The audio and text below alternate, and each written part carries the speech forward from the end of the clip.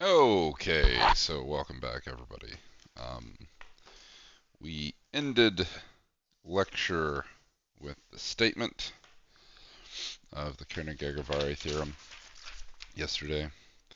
Oh, I guess I should do what I always do here and put my beginning of lecture label. But yeah, yesterday we ended with a statement, the Koenig-Egervary theorem. I'll put it back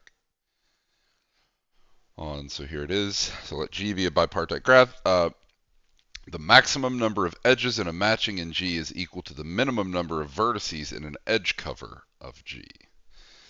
And remember, an edge cover of G is a set of vertices that cover the edges of G, meaning that every edge of G is incident with at least one of the vertices in that set. So that's what an edge cover is. I defined that right before I stated this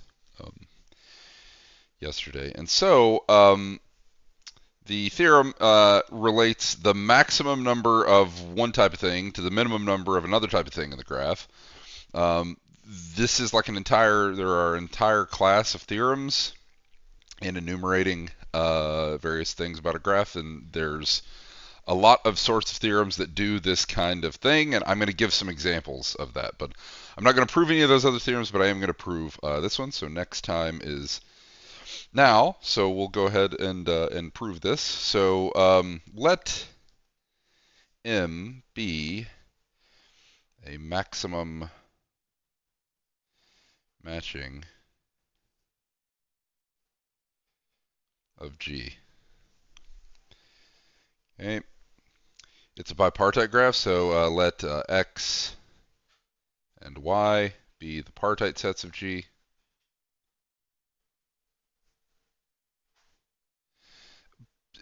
In these proofs, right? So we've been dealing with bipartite graphs in the last few results we've been doing. Uh, if you're obviously, like at every step of the way, complete bipartite graphs has been like an important type of example of a graph. This is one of our, basic canonical examples. So like whenever anyone tells you or asserts something about graph theory, kind of the first few things you should check, run through your mind, right, as you run through like empty graph on the number of vertices required to check the fact, complete graph, cycle, path, right? These are the complete bipartite graph is the next one I would say. You like run through all of those and see if you can quickly generate some counterexample, in your head. If not, then maybe you think about it, more seriously, whether or not it's true for every graph. But for a complete bipartite graph, um, or even just a bipartite graph, so complete bipartite is even more special. But just a bipartite graph itself, remember what this structurally means about the group. So what it means, what the definition of these partite sets are. That's what I'm saying here. Anyway, so let XY be the partite sets of G.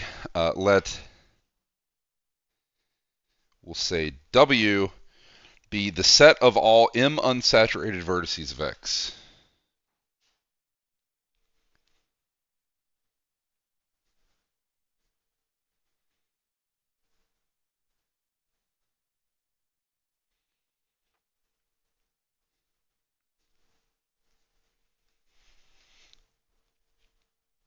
Okay.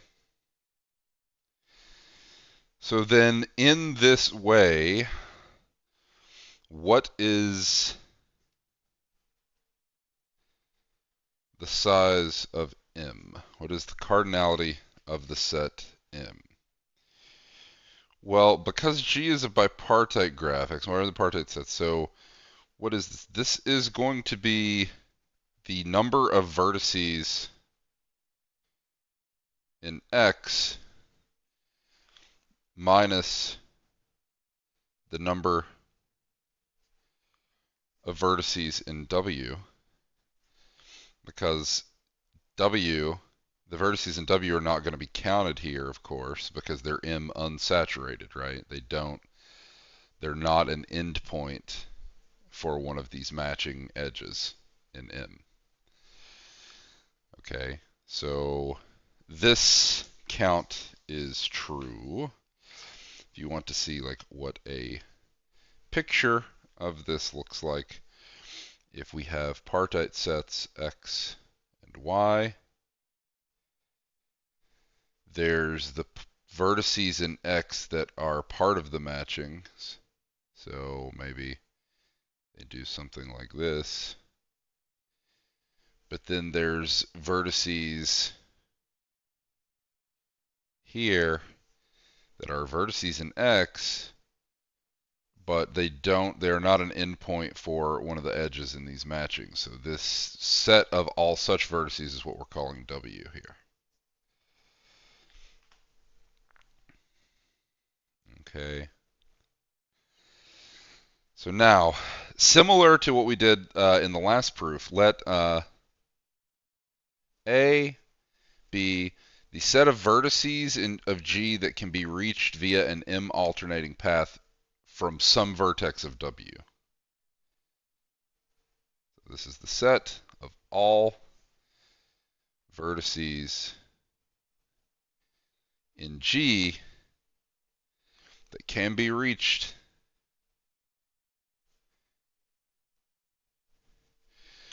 via an M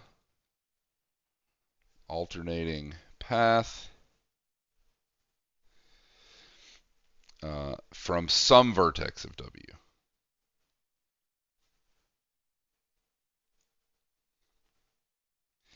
This is how we defined the set A in the previous proof that we did in yesterday's lecture. So you can go back and have a look. You can go back and have a look at that proof if you want to see how we use this, right? So then, similarly, we wanted to intersect this set with the partite sets X and Y. So in terms of like how this helps us in the proof, and this isn't always even something you just do in graph theory. Like this is something you might do in any other topic, but this is something that we've been doing in these last few proofs because it's a useful thing. You have this set here. You might find it easier.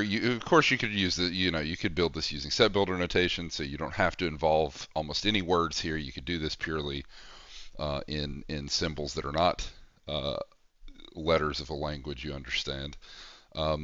You could, but you are probably going to find it easier to describe this just writing out the sentence, writing out the properties it has, and that should tell you that really, even like more than a set, this is a property that you're trying to impose. So really, rather than maybe think of it coldly as like just in terms of the set, you are really interested in the vertices in X that can be reached via an M alternating path from some vertex in W, and the vertices in Y that can be reached via an M alternating path from some vertex of W. And the reason for this is because the characterization we have of a maximum matching, right? Like this characterization of its maximum if and only if there's no M augmenting paths. That's what we're tugging at here, right? So we basically want to see if we start from a vertex that is not in the matching, we end at a vertex that's not in the matching. That's an M augmenting path, which shouldn't exist in G because it's a maximum matching. That's the idea. This is what we're doing here. Okay. So as we did in the last proof, let S be A intersect X and T be A intersect Y. Again, this is just picking out all the vertices in X that have this property and all the vertices in Y that have this property. Okay. So now, note two things. One, what if I take S and I subtract from it Because the subtraction I've done as purely like vertex or edge deletion. I could do set complement. I could write it like this, but so if you don't like this, if you don't like me writing it like this, you can write it like this. That is a perfectly fine way of writing set complements. It's just I don't want you to, conflate this with a graph operation. So maybe it's preferable to write it like this, but again, there's no misunderstanding here. S minus W is just the set S minus the elements W, right? So I'm throwing away all of the vertices in X that are M unsaturated, so that the remaining vertices all are an endpoint of some edge in M. And so because of that, this set is matched to T.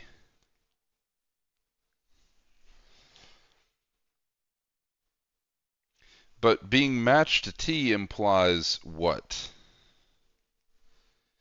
Thus,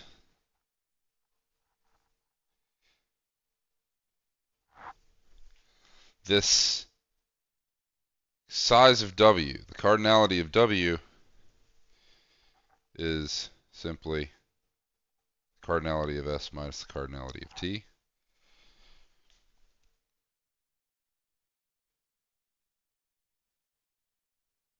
Where did this come from?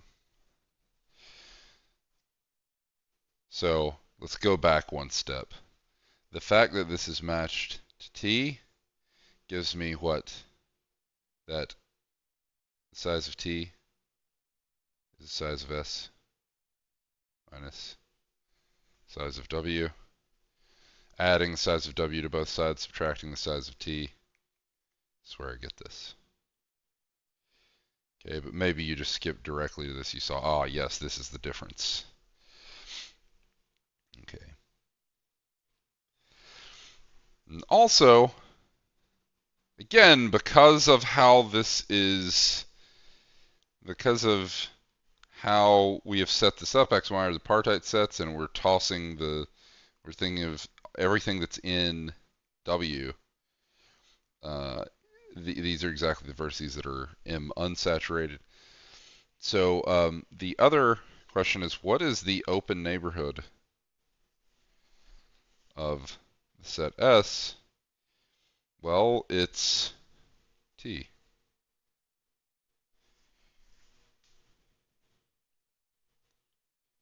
Think about why that is.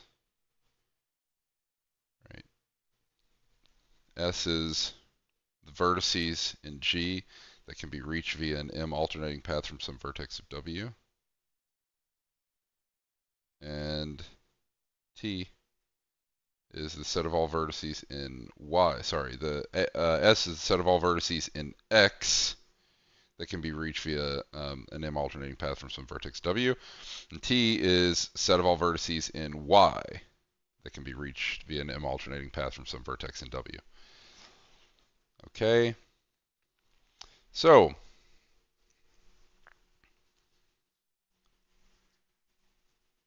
do I want to try to do it all here? Yeah, I'm gonna put it here, see if I can actually fit all of this. So let C be complement of S and X. So this union T.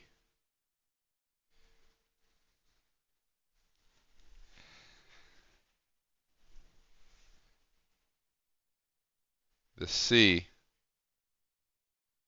covers the edges of the entire graph G.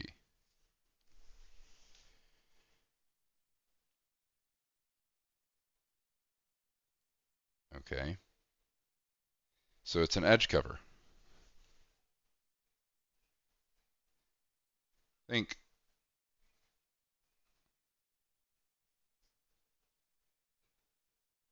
think about this.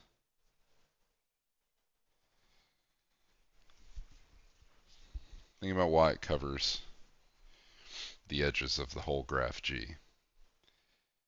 Remember, M is maximum matching, and this property that we have imposed on every vertex in S and T guarantees this. Okay.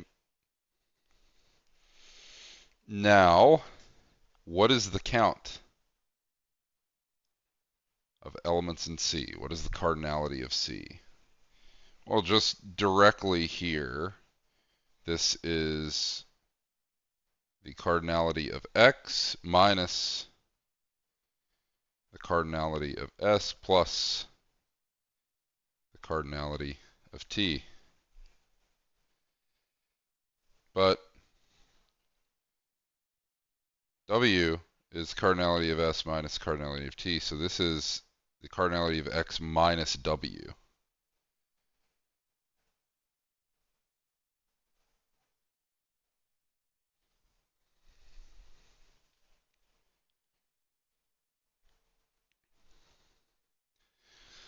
But the cardinality of X minus the cardinality of W is the cardinality of the matching, as we saw here, which is really kind of our motivation for defining W this way. Well,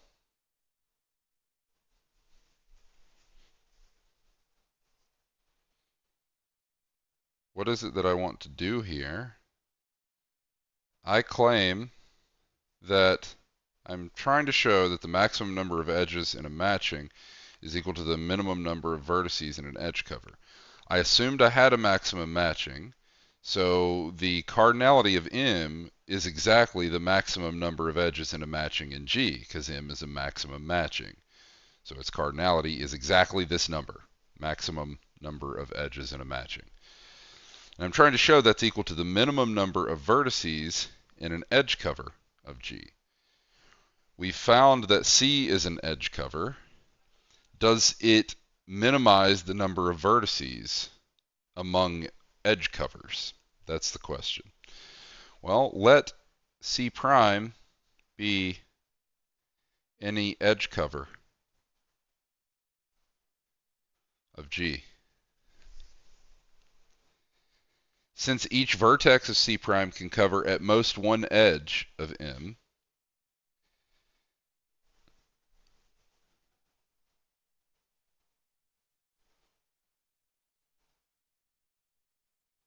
or I should say, since each vertex C prime can cover at most one edge of M, the size of C prime, the cardinality of C prime, is greater than or equal to the cardinality of M. Thus, C is a minimum edge cover, because if C prime is any other edge cover, it satisfies this bound.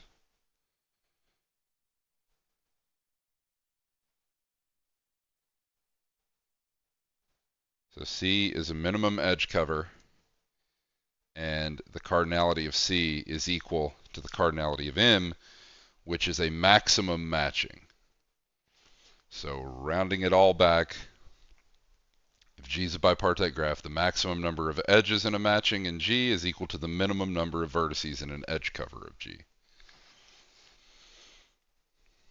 Okay. All right, that is the Koenig-Egervary theorem. So now there are a number of similar types of theorems that relate the max number of one thing in a graph G, or in G or other object, to the min number of another thing.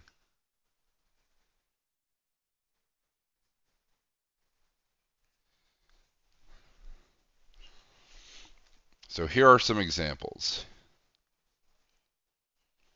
I'm not going to prove these, I'm merely going to define what is needed to state them. So here is one that is very closely related. So first, let me do a quick definition.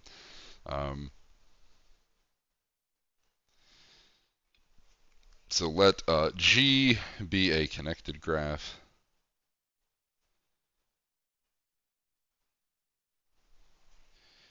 U and V in the vertex set of G.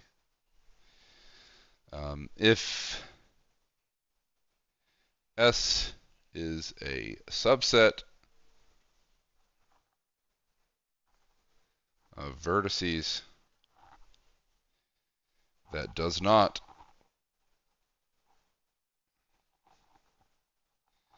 include U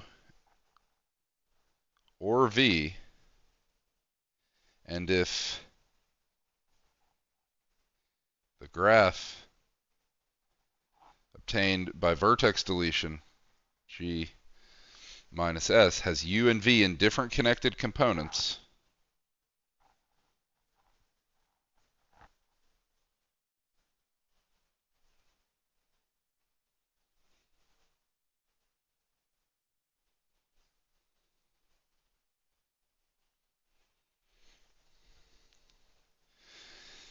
then we say that S is a UV separating set.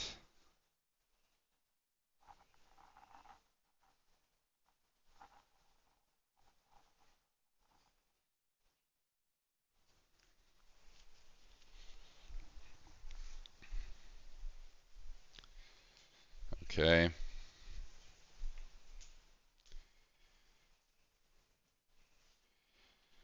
So this is the definition of a UV separating set. Then we have the following theorem, which is referred to as Menger's theorem.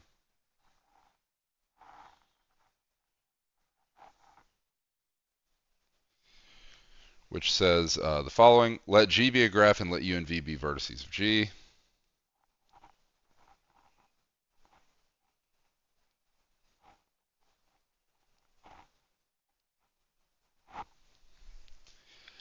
The maximum number of internally disjoint paths from U to V equals the minimum number of vertices in a UV separating set. The maximum number of internally disjoint paths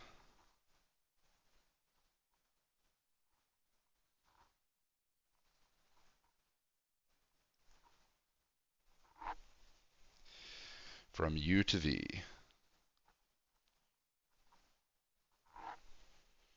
equals the minimum number of vertices in a UV separating set.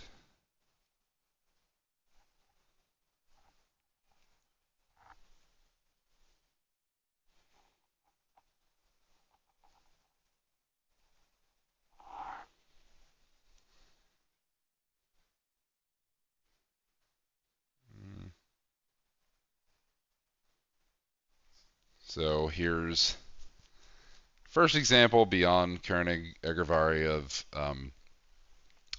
one of these types of theorems that relates the maximum of one type thing to the minimum of another type thing. Okay, let's do another one that involves an object we also haven't defined yet, but I'm about to. We can think of a graph G as a flow network.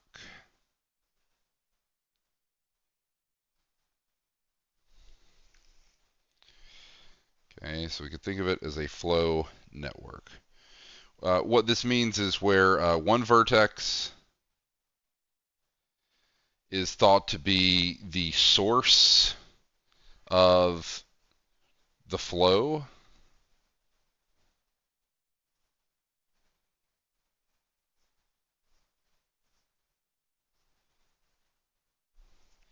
and another vertex is the receiver of the flow.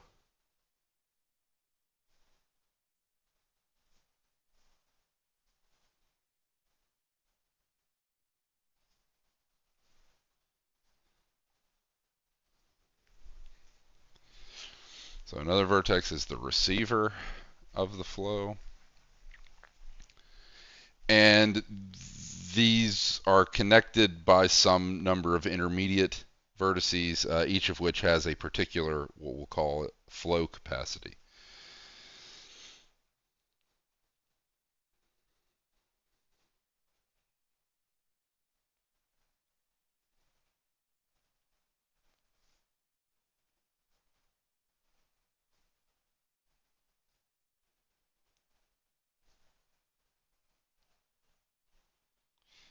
So, as an example of what sort of thing I'm trying to make an analogy with or trying to model here, this flow capacity is going to tell me at each step of the way basically how much material is flowing from the previous vertex on.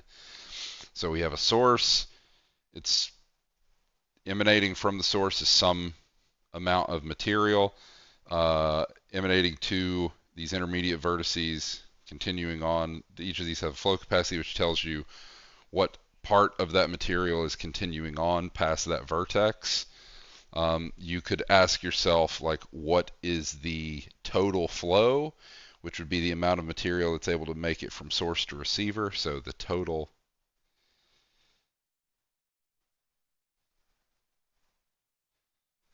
would be the total amount of material that makes it from source to receiver.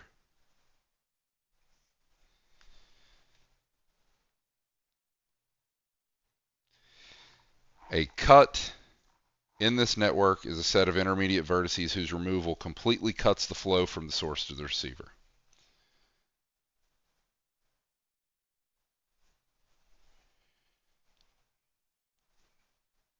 So a cut in the network is a set of vertices whose removal through vertex deletion from G completely stops flow from source to receiver.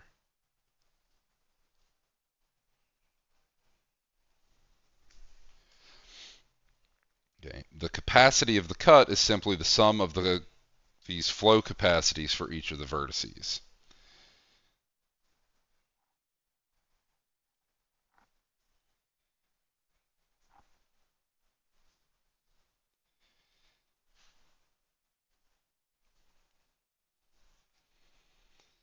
So it's the sum of the capacities of the vertices that form a cut of G.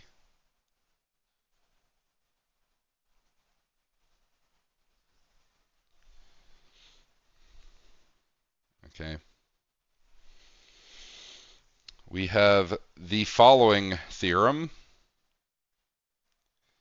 which is called the max flow min cut theorem.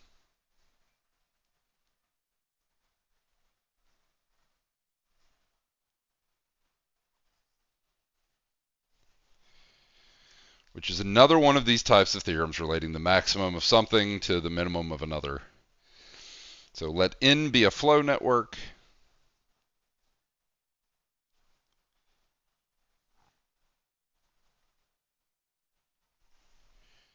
The maximum value of total flow equals the minimum capacity of a cut.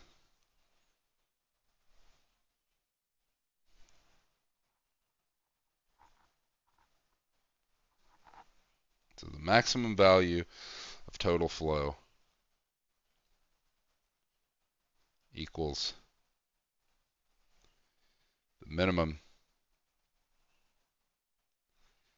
capacity of a cut.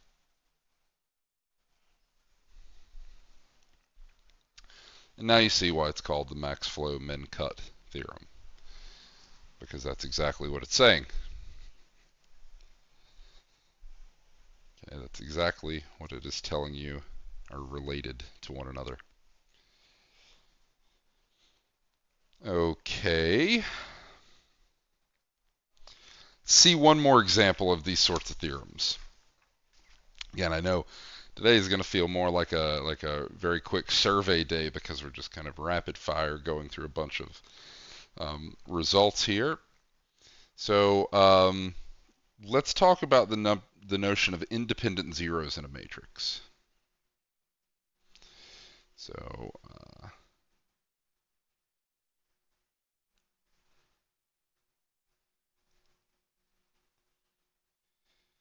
this is the definition of independent zeros in a matrix. Okay. So let A be an m by n matrix. I'm not even going to write that out. When I write A m by n, you know what that means. With real entries.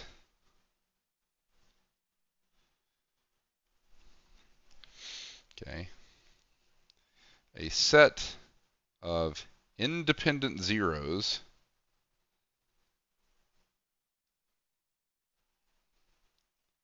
in A is a set of ordered pairs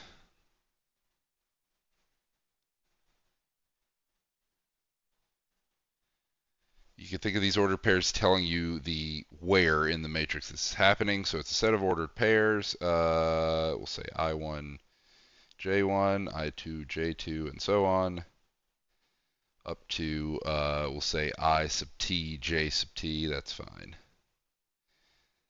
So this is my set of ordered pairs. These indices I and J are used specifically because this is usually what I use when talking about matrices, and this is just basically keeping track of where in the matrix these entries are. It's a set of ordered pairs with the properties one, the ikjk entry of A is 0 for each of these. So this is telling you that at each of these entries there is a 0.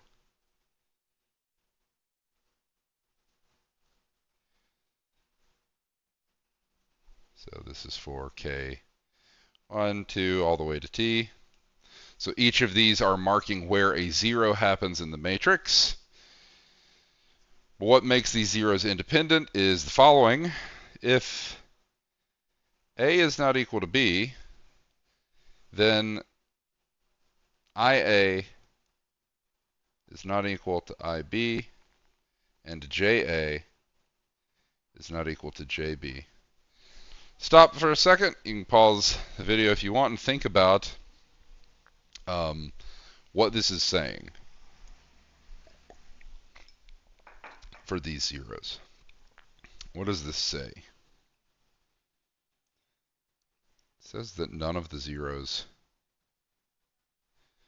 are what? How does this look?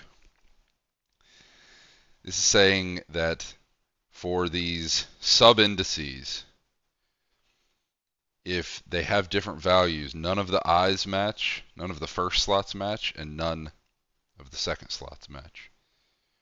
So none of the zeros are in the same row or column.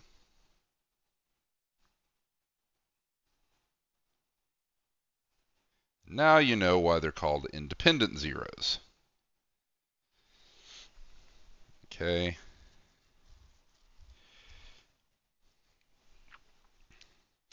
Another quick definition. So in A as above, one can draw lines through each row and column that contain a 0.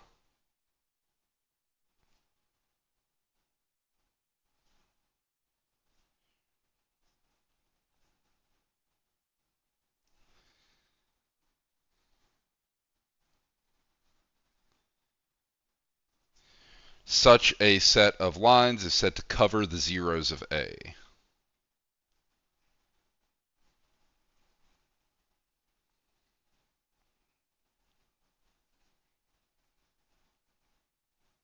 We'll say covers the zeros of A. That's the thing we're defining. The theorem that relates the maximum number of one thing to the min number of another in terms of these independent zeros is the following. The maximum number of independent zeros, this term we've defined up here, in a matrix A is equal to the minimum number of lines through rows or columns that together cover all the zeros of A.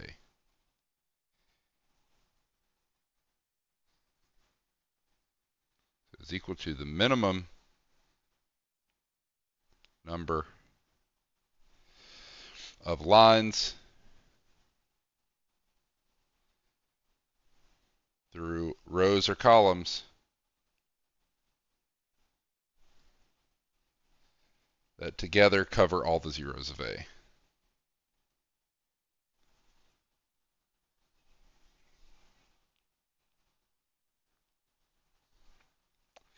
And you can try to think for yourself, do some small size examples of matrices, and see if you can suss out why these two things would count the same thing. Okay, again, here at the end, we're really like buttering you up for the switch to combinatorics, because like at the heart of combinatorial proofs is a technique that performs a count of the same group of objects in two distinct ways, right? That maybe give rise to two distinct expressions that give an equality, that maybe prove a certain formula for counting the things.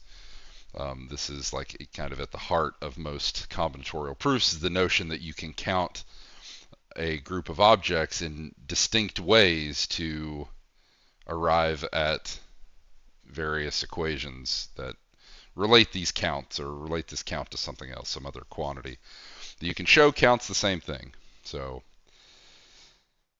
this is just more of that. All right. So now I want to go back. We've defined perfect matchings.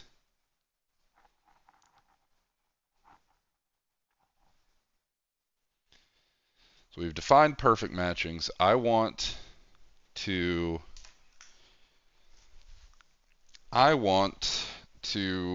delve a little more deeply, in the sense that I want to ask, what graphs even allow perfect matchings to begin with?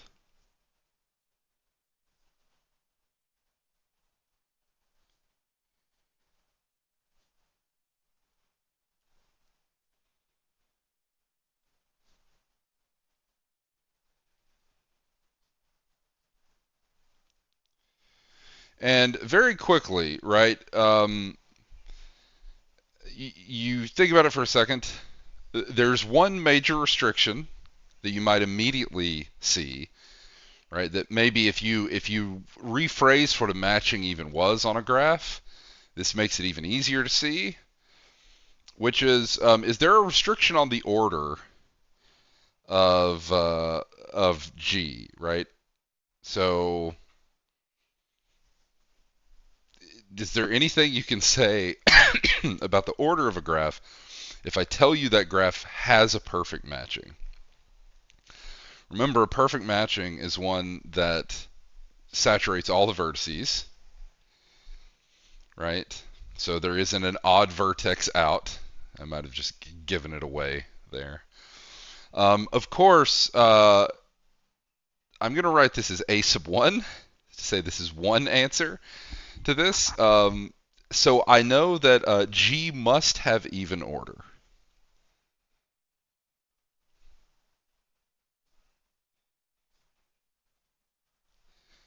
So it is necessary that it have even order. If it has odd order, pick your favorite odd order graph, right?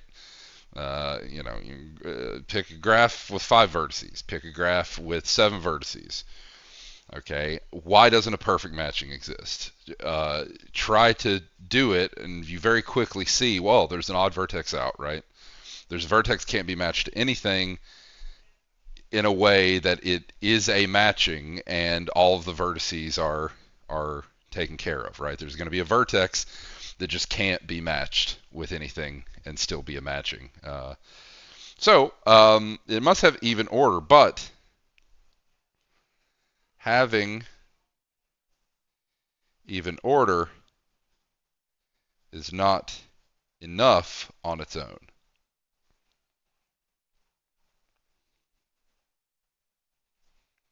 See if you can come up with an example.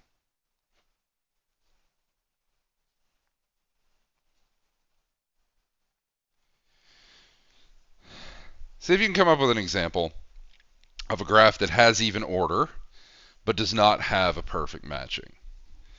So what I'm stressing here is that this is not an if and only if statement. So which graphs allow perfect matching to exist? I know that for a perfect matching to exist, the order must be even, but just having even order alone is not enough to guarantee such a matching exists, right? So this implication only goes in one direction.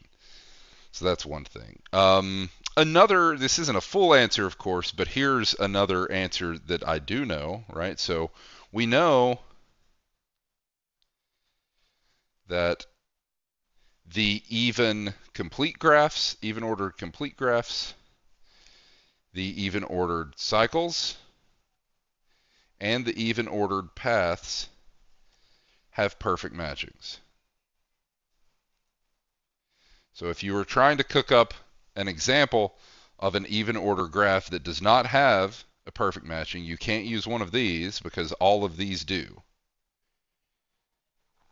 And you could cook up how to do this in general. In fact, the thing I want you to do is, it's especially simple to do here. Think about how you do this for the even ordered complete graph. Think of an algorithm that you would use to generate a matching, right? Think about how you would generate a matching for an even ordered complete graph. Okay. So then this next fact is, turns out Hall's theorem has the following corollary, which you can also view as a partial answer of what's going on. So here it is. This is a corollary of Hall's theorem. I want you to think about why this is a corollary of Hall's theorem, or why this can be proved with a quick application of Hall's theorem. If G is a bipartite graph, here's another result on bipartite graphs. So if G is a bipartite graph that is regular of degree k, remember a regular graph, every vertex has the exact same degree. This is regular of degree k. Then G contains a perfect matching. So a bipartite graph regular of degree k contains a perfect matching. Again, the proof here, I want you to think why this follows from Hall's theorem.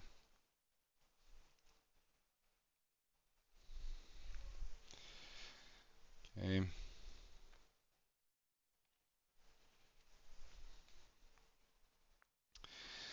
You might try, when you're trying to generate examples of, say, an even order graph that doesn't have a perfect matching, for instance.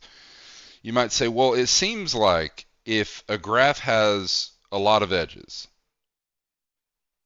the more edges it has is going to increase the chance that you can find a perfect matching. Having more edges seems like a good thing for coming up with a perfect matching. It gives you more options for the thing to remain a matching while saturating all the vertices. So that is kind of, sort of, somewhat encoded in the next theorem, which says the following. Again, this is just more characterization here. So the theorem is if G is a graph of order 2n such that the minimum degree of G is greater than or equal. Sorry, this isn't just equal to. This is greater than or equal to n, then G has a perfect matching.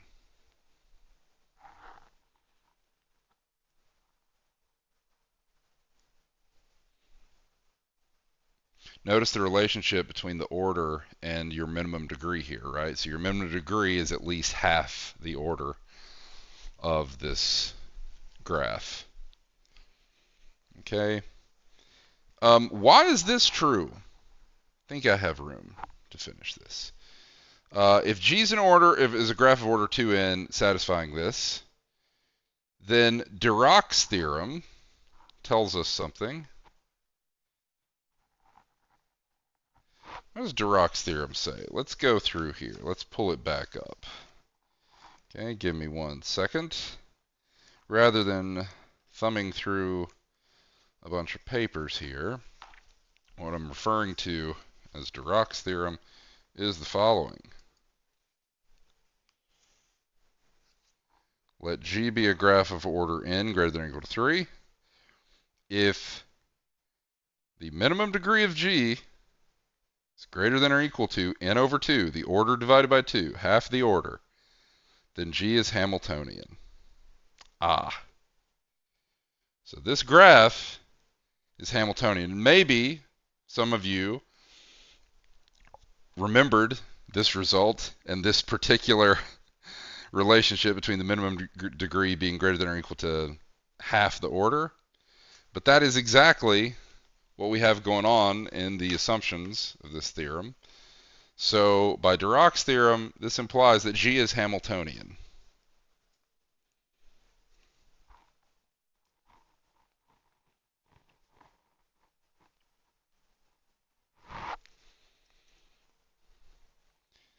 Okay. But if it's Hamiltonian, then it has a Hamiltonian cycle.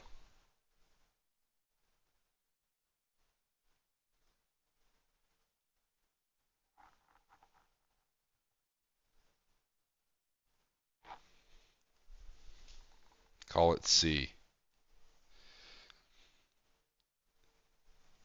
But having a Hamiltonian cycle is really, really good if you're an even-ordered group, because this actually tells you exactly how to match things perfectly.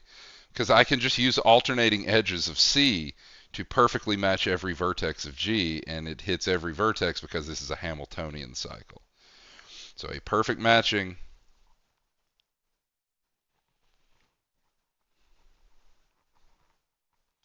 of G is just the alternating edges of C.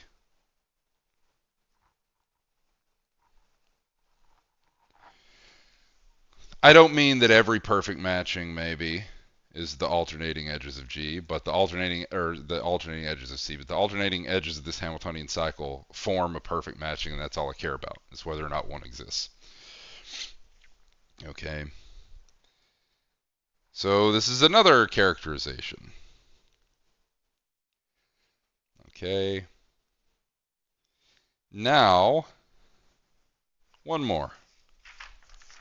Or two more, rather, but who's counting? So next, I'm going to do a quick definition.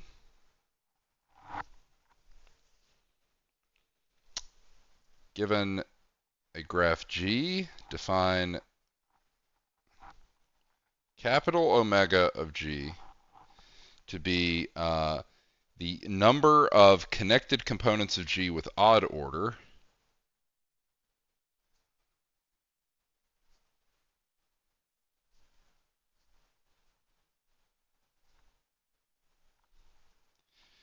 that is containing an odd number of vertices, and let capital sigma of G be the number of connected components of G with even order.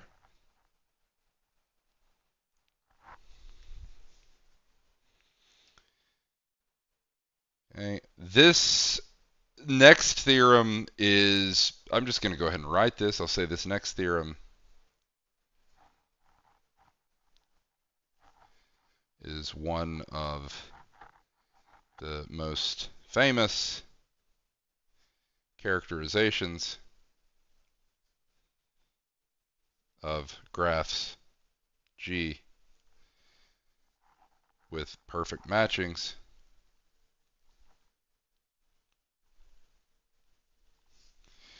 This is called Tutte's theorem.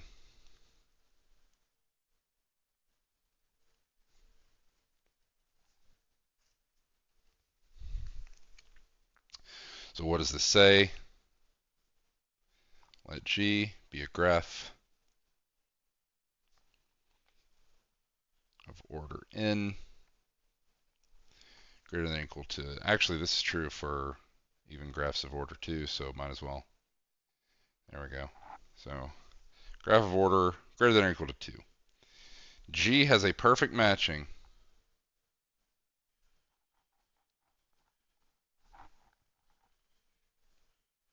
if and only if, that's nice, if and only if the number of odd ordered components of G minus S is less than or equal to the number of elements of S for all subsets of the vertex set of G.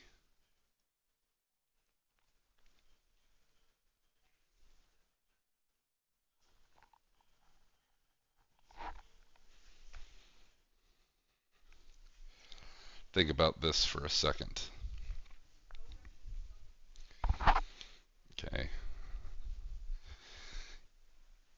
You can stop for a second and go back. I asked you to come up with an example of an even ordered graph that does not have a perfect matching. Verify that your example fails this condition. Okay, so verify that your example fails this condition. The proof is, this would take us a little bit too long to do. It's a few pages. If you want to see the idea here, this is on pages like 112 to 114.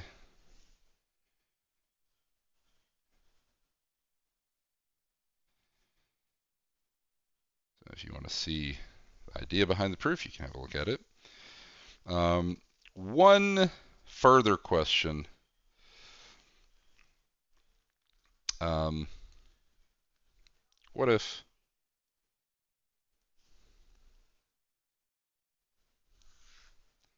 the graph is regular?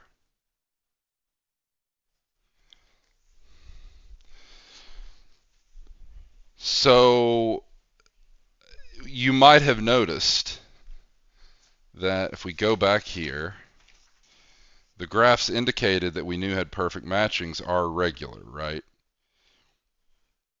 This is regular, this is regular, this is, well, this one's not. These two are. These two are regular, but this one's not. What if we enforce regularity, right?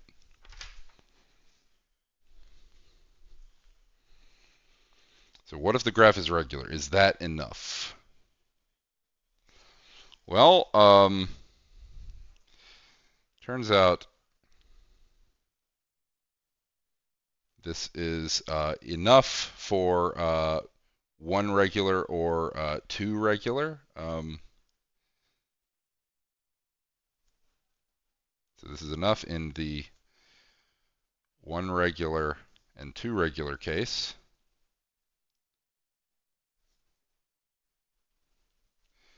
Think for a second. If a graph is one regular, the graph itself is a perfect matching. So in this case, G is a perfect matching.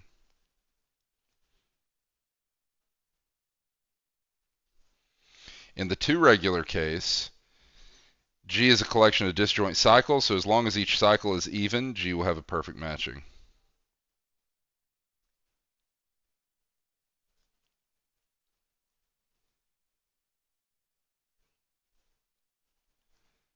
As long as each cycle is even, G will have a perfect matching.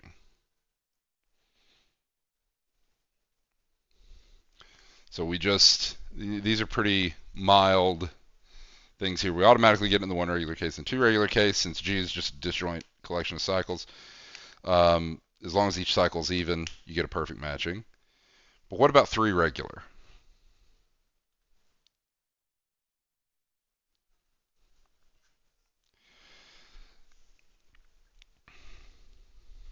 I'm going to give you a quick example here.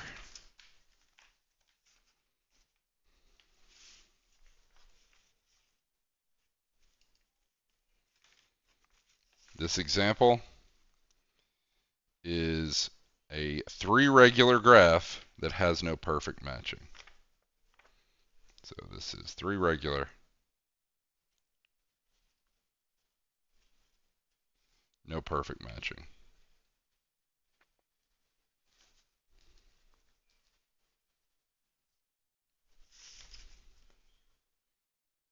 Okay. What you might notice about this graph, however, is while it has no perfect matching, and it is three regular, you might look at this and say, how did someone come up with this example? I was thinking about your upcoming exam.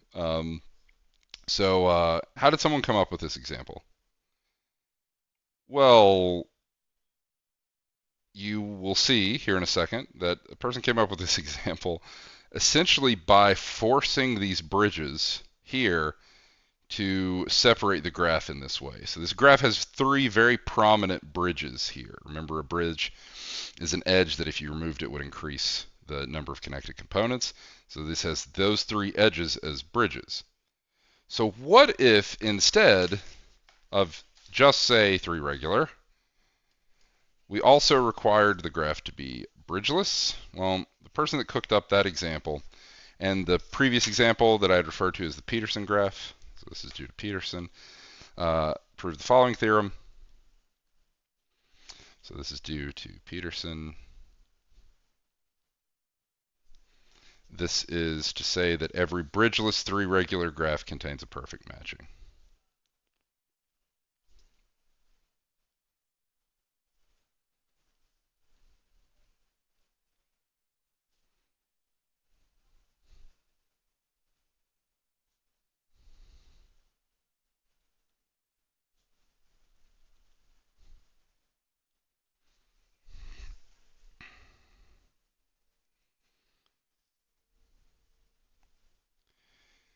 Okay, the proof of this you can read on page 115. It's pretty short, but I'm not gonna go over it.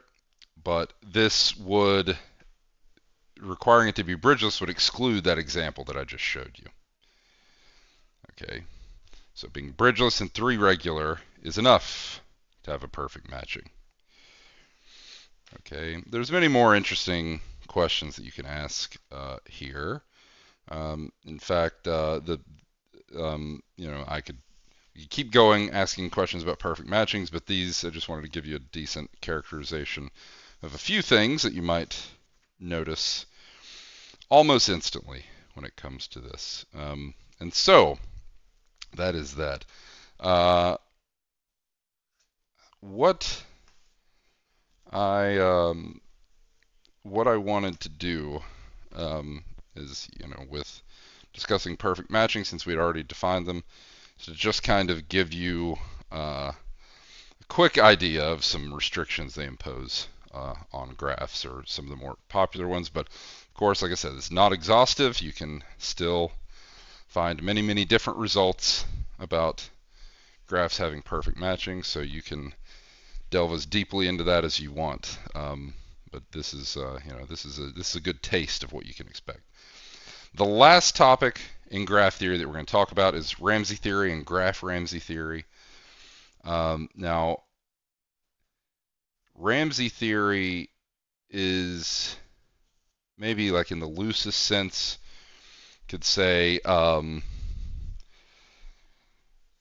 we could say something like this. Some of the original questions that were asked were asking, like, what is the minimum amount of a thing that has to exist for some necessary structure or substructure to arise. Now, that might seem ridiculously vague, unhelpfully vague. So let's give maybe simplest sort of question and see how this sort of question can be translated into the idea of a graph. How many people are required at a gathering so that there must exist either 3 mutual acquaintances or 3 mutual strangers? So how many people are required at a gathering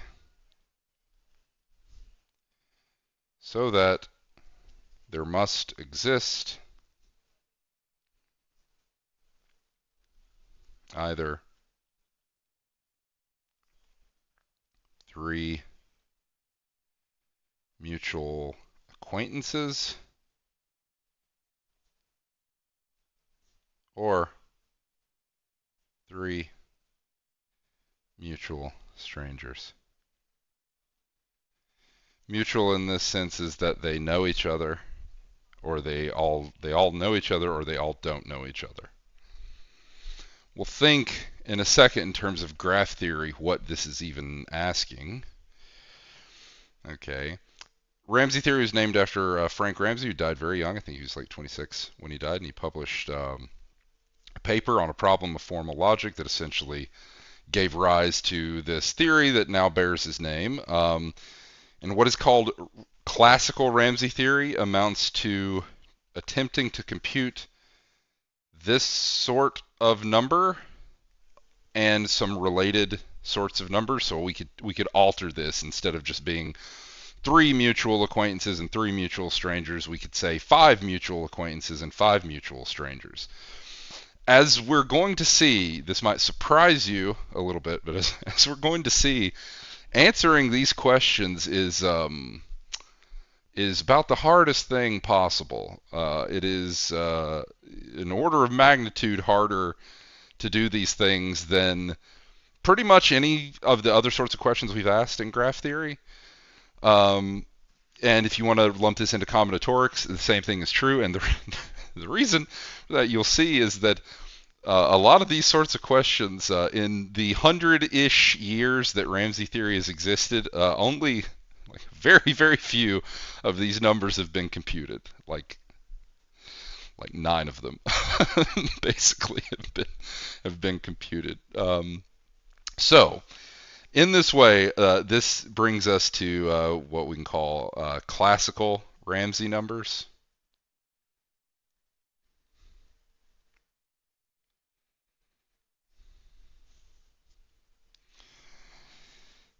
Okay. So, before we can describe the classical Ramsey numbers, there's something that's going to be very useful to us, and we'll quickly see why. Define the following. A two-coloring of the edges. This is important. A two-coloring of the edges of a graph G is any assignment of one of 2 colors to each of the edges of G.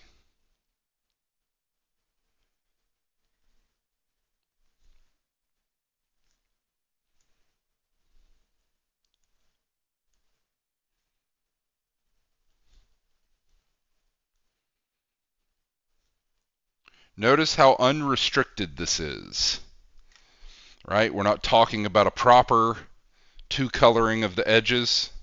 In fact, that would exactly go against our purposes here, as we're going to see. So a two-coloring of the edges is simply any assignment of one of two colors to each edge of G. We can't multicolor. We can't assign an edge multiple colors. But we have two choices, and for each edge, we have chosen one of those. Okay, that's what a two-coloring of the edges is. In our print, since the textbook is not, it does not have color, it's not color print, and since also I still have only these black pens, this is these two colors. We don't have to get too creative here. In all of the textbook, and so in textbook and examples, so in textbook and my writing, we'll call these colors red and blue. Red will be thick, so I'll draw thick lines, and blue will be thin. And red and blue are the colors we're coloring with, okay, for these two colors. Okay. Let's now define our classical Ramsey numbers. So let P and Q be positive integers.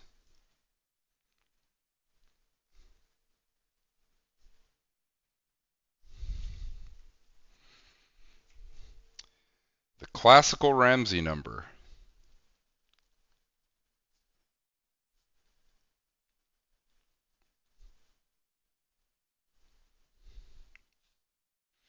associated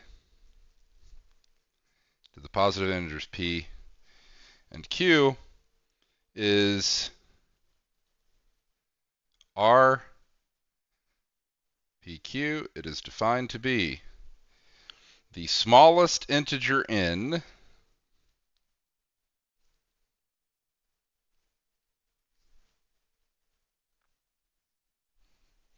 such that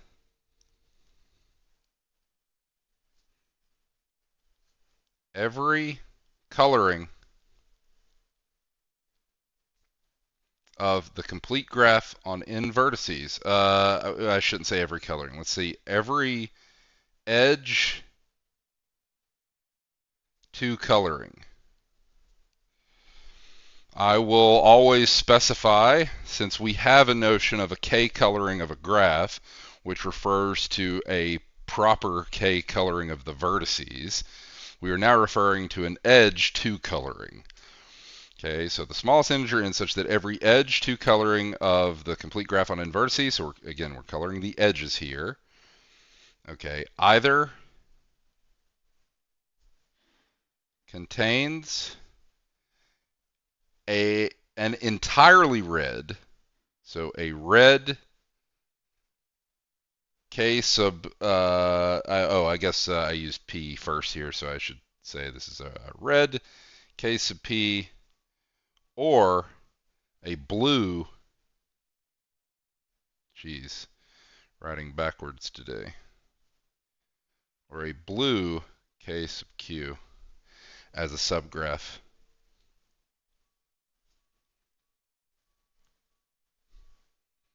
Notice this isn't an induced subgraph, just a subgraph. Okay. So, read through this again. Read this again. This is the smallest integer n such that every two coloring of the edges of the complete graph on n vertices either contains a red k sub p or a blue k sub q. And when I say red k sub p, I mean a k sub p, a complete graph on p vertices where all of the edges have been colored red. A blue k sub q is an edge coloring of k sub q here as a subgraph where all of the edges here for this complete graph on q vertices have been colored blue. Okay. And this is the smallest such integer. First of all,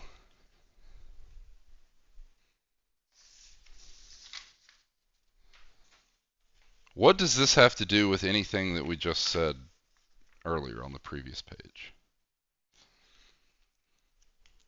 The question of how many people are required at a gathering so that there must exist either 3 mutual acquaintances or 3 mutual strangers. The answer to that question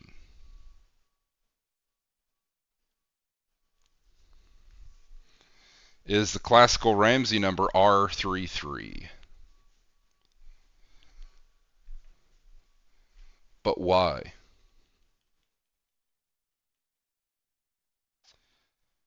How do you want to turn this into a graph theory question? So what I'm envisioning is a gathering of people.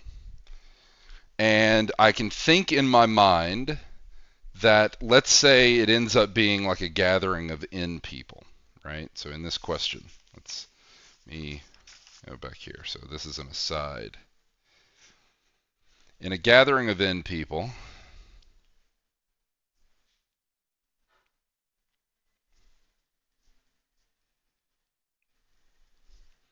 think of all their potential connections.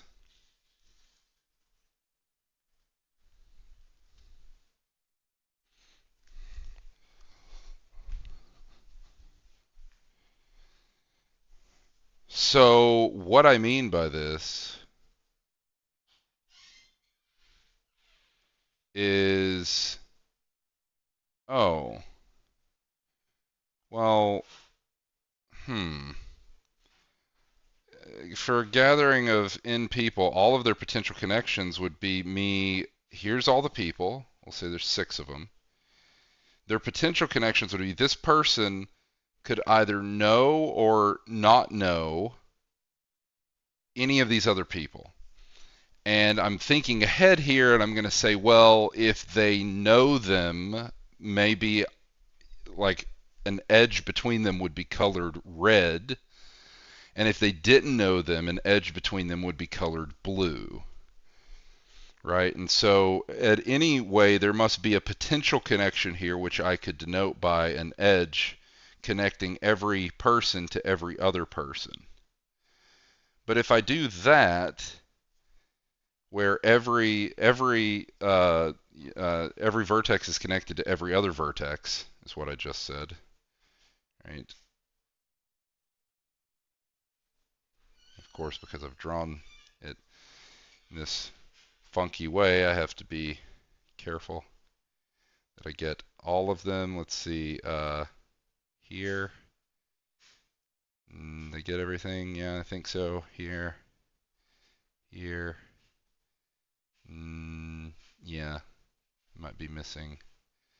Probably missing some here. I think I got everything here. Okay. But of course, throwing in all of their potential connections is connecting every vertex to every other vertex. We have a name for that. That's the complete graph on n vertices. Now, if I'm asking the question of, say, red edge equals the 2 people know each other,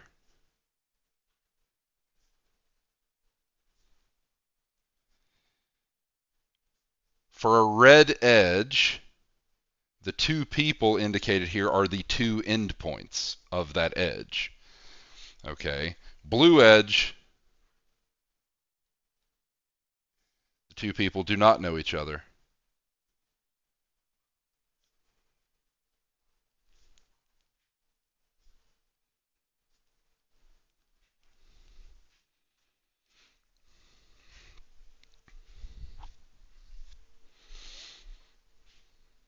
Okay.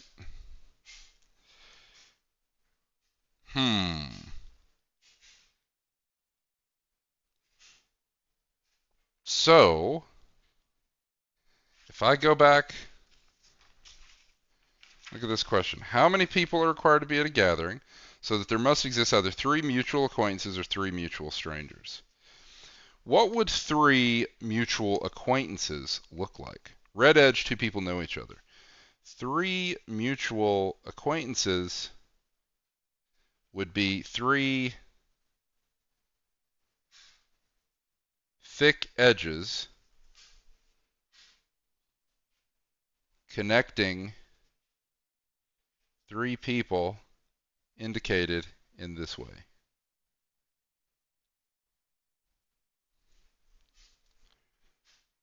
Right? And the other case, 3 blue edges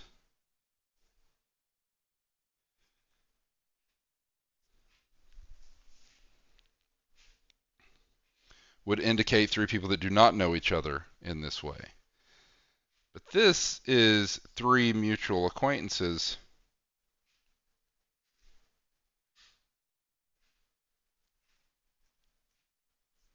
and this is 3 mutual strangers.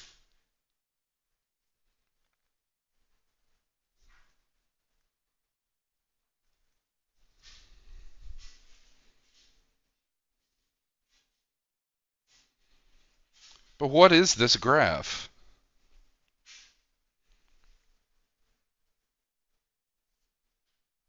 Both of these are K sub 3, the complete graph on 3 vertices.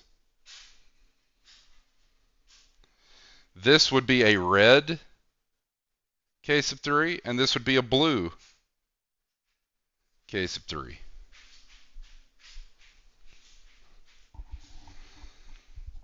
So what we are asking here is, in a gathering of n people, if n is the smallest number, such that all of their potential connections, that's the complete graph on n vertices, must contain either a red K3, 3 mutual acquaintances, or a blue K3, 3 mutual strangers.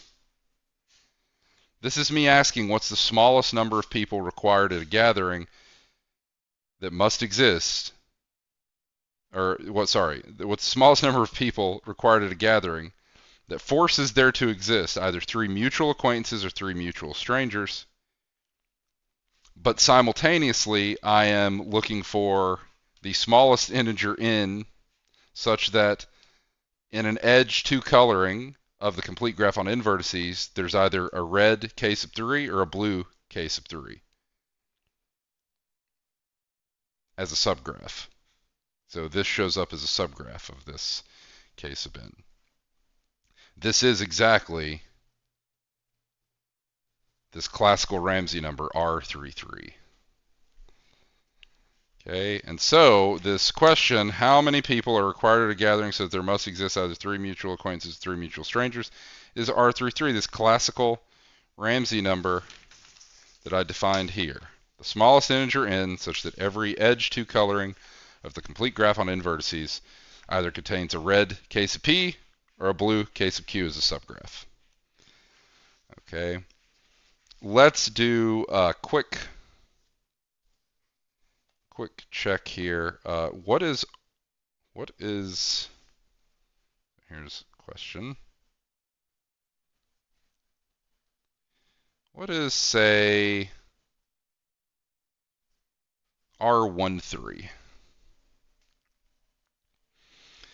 So, okay, according to this definition, this is the least value of n such that every 2 coloring of the edges of the complete graph on n vertices either contains as a subgraph a K sub 1, all of whose edges are red. So we have smallest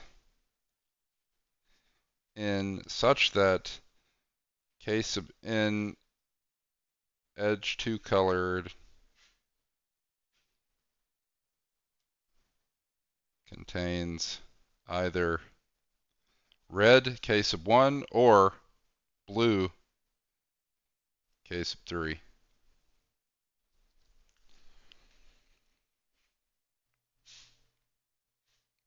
But of course, k sub 1 is so small, it has no edges. It doesn't matter how we color the edges. There's no edges to be colored. We will always end up with a red k sub 1 just vacuously. So,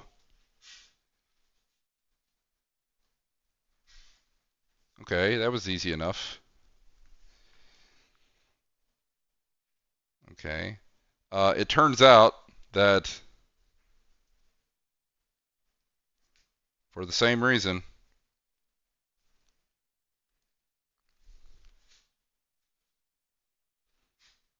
R1k is equal to 1 for all k. So these numbers are easy to compute when one of P or Q is 1. Also, I might have you note, you can make the argument that there is symmetry here between these. I could swap the P's and Q's and it wouldn't matter. Think about why that is the case. I said why there is this symmetry. Okay.